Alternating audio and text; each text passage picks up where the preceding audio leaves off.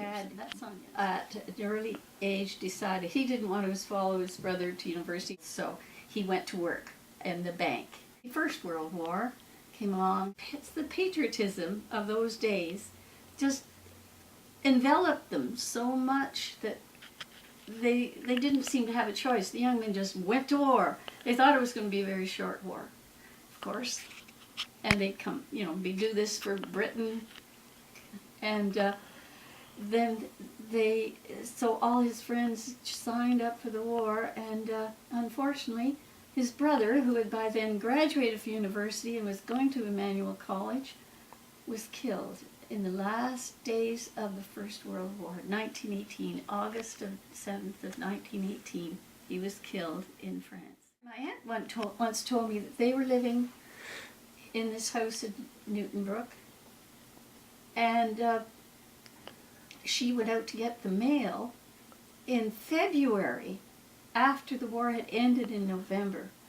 Wow. And in the mail was the letter saying that their son had been killed. And they didn't know. War ended in November, and they didn't know. So they didn't know until February. Till February.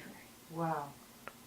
And they had celebrated the end of the war. She said they had been celebrating up and down Yonge Street at the end of the war, and no idea that he had died months before the end of the war.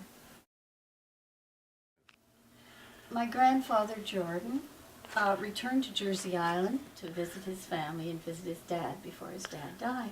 And his dad gave him this Bible. And it's, in the Bible is the family tree that my great-grandfather must have made. John Daisy Ray Jordan, January 21st, 1833, in the parish of St. Laurent. Wow. And these are the marriages of that family. Mm-hmm. And this family. These are other pages in that. And my dad added to it. These are his family tree. Down to me and my children. Campbell family.